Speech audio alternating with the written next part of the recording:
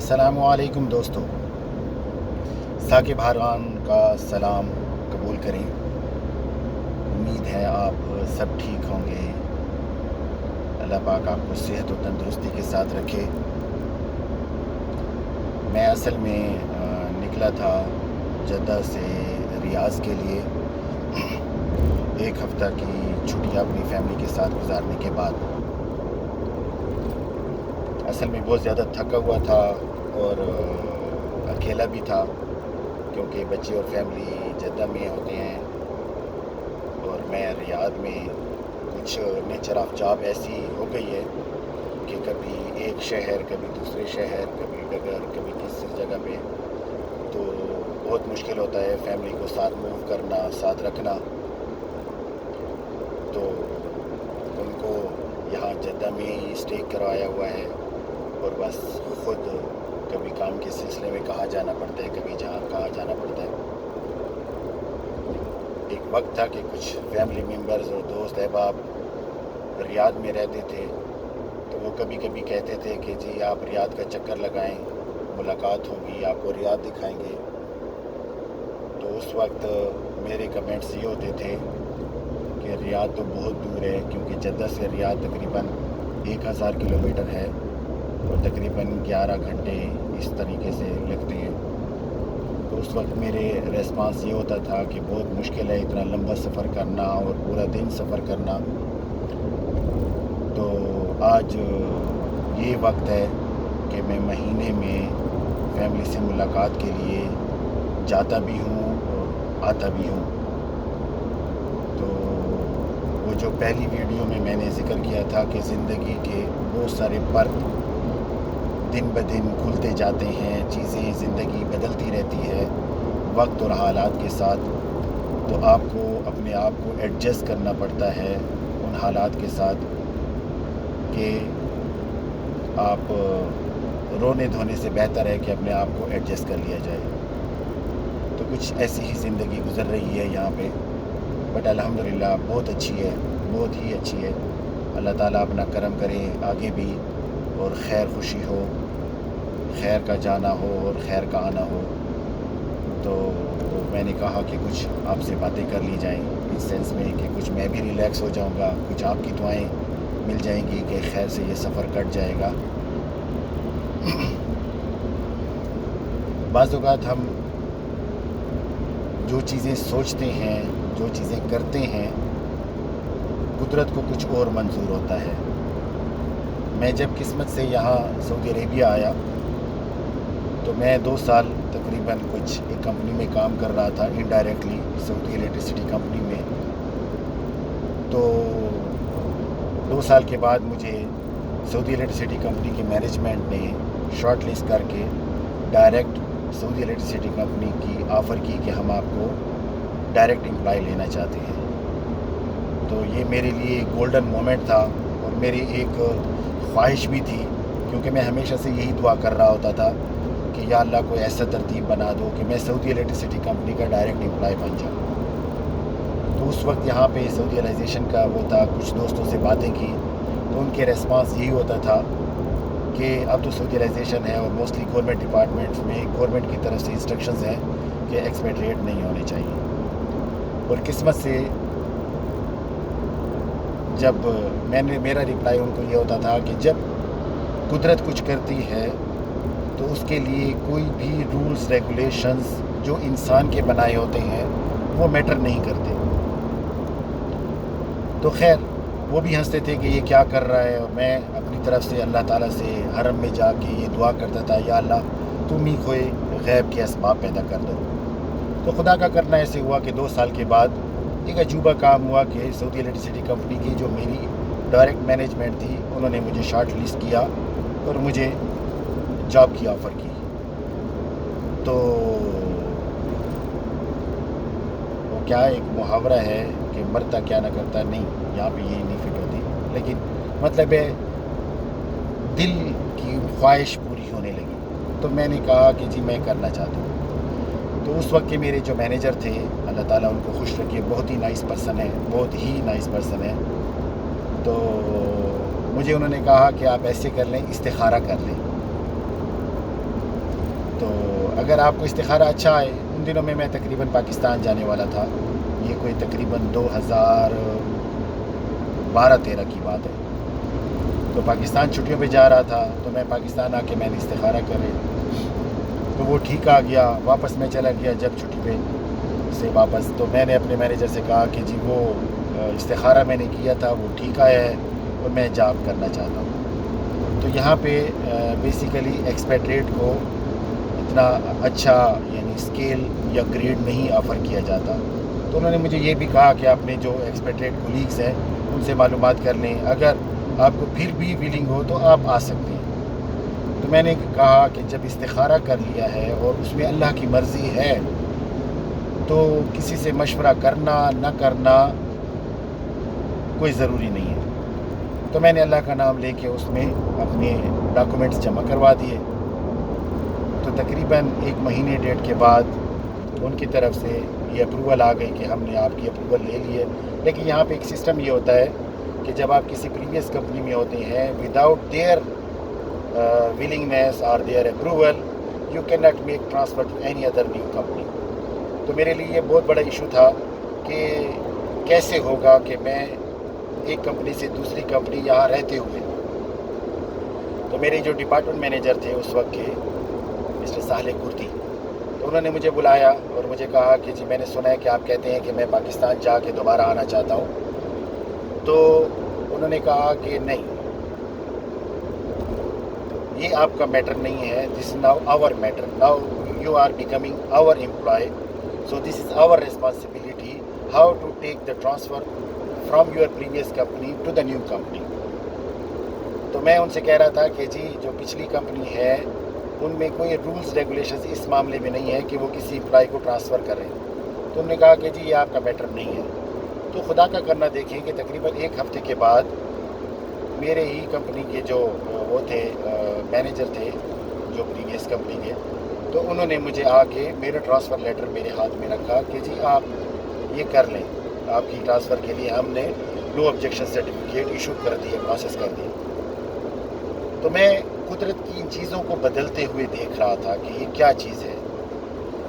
تو جب مجھے شارٹ لسٹ کیا گیا اور اس کے بعد جب مجھے اپوائنٹمنٹ لیٹر ملا تو اس وقت بھی میں حیران ہو گیا کہ جو میرے کولیگس تھے سعودی الیکٹرسٹی کمپنی میں جو 8-8 10-10 سالوں سے جس گریڈ پہ کام کر رہے تھے اسی گریڈ پہ تھے، اور میں ان سے تقریباً 3 سے 4 گریڈ اپ لیول میں ہائر ہوا، یعنی سینئر موسٹ مینیجر پوزیشن کے اوپر میں ہائر ہوا۔ تو سب کو حیرانگی تھی۔ تو میرے جو امیجیٹ باس تھا اس نے مجھے فوری طور پہ کہا کہ کچھ ہے جو آپ کے پیچھے آپ کو فالو کر رہی ہے، یعنی کسی کی دعا۔ تو اللہ تعالیٰ میرے والد صاحب کو جنت الفردوس عطا کرے، اس ٹائم ابو بھی تھے اور میری والدہ تھی، وہ بھی الحمدللہ ابھی اللہ پاک ان کو حیات رکھے، ان کو تندرست و صحت کے ساتھ رکھے۔ تو میں نے اپنے مینیجر سے کہا کہ یہ ان کی دعائیں ہیں جو میرے لیے راستہ کھول رہی ہیں۔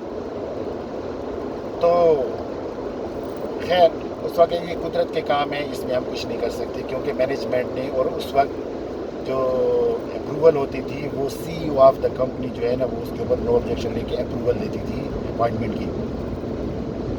تو یہ سفر میرا سعودی الیکٹرسٹی کمپنی میں جس میں میری ریٹائرمنٹ تھی 2032 میں، تو میں یہ سوچ رہا تھا کہ جی 2032 میں بس ریٹائرمنٹ لے کے پاکستان واپس چلیں گے، لیکن قدرت کو کچھ اور منظور تھا کہ 2019 میں تقریباً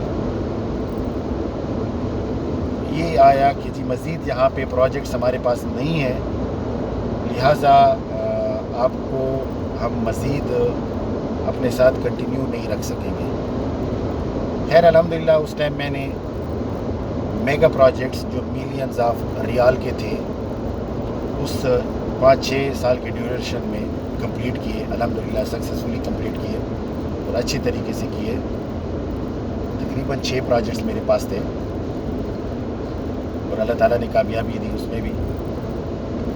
تو کام ختم ہونے کی وجہ سے انہوں نے مزید کہا کہ جی اب آپ کو مزید کنٹینیو نہیں کر سکیں گے آپ۔ تو خیر وہ ایک بجلی سی تھی میرے اوپر کہ جی اب نیکسٹ کیا ہوگا، کیا پاکستان جانا پڑے گا یا یہاں رہنا پڑے گا. تو خیر مختلف کوشش کی، مختلف کمپنی کی. وہاں پہ میں نے ریئلائز کیا کہ people always stand with the success.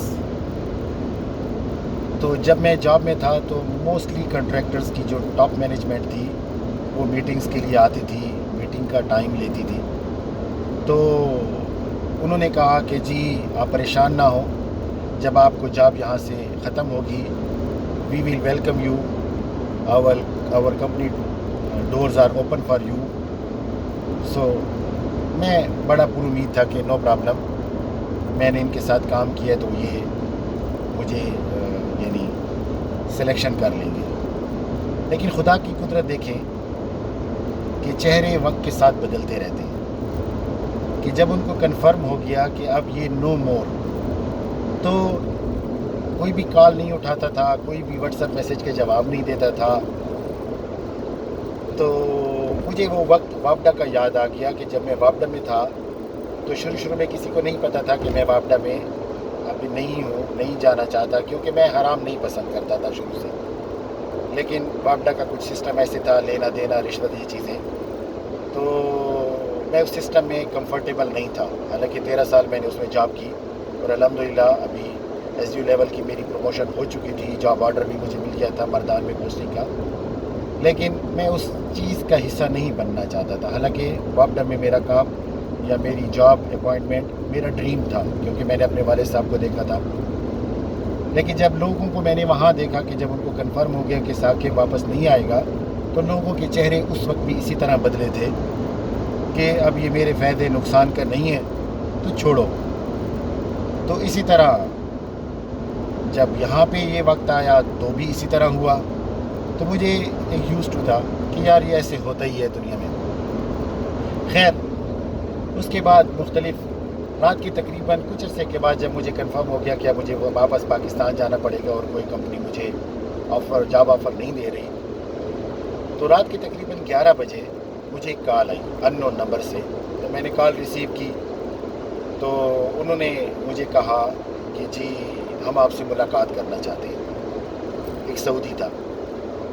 تو میں نے کہا کس سلسلے میں آپ مجھ سے بات کرنا چاہتے ہیں، کیوں ملنا چاہتے ہیں؟ اس نے کہا جی بس آپ سے ملاقات کرنی ہے، اگر if you are available tomorrow just come to our office at 3 o'clock. تو میں نے کہا ٹھیک ہے جی میں آ جاؤں گا.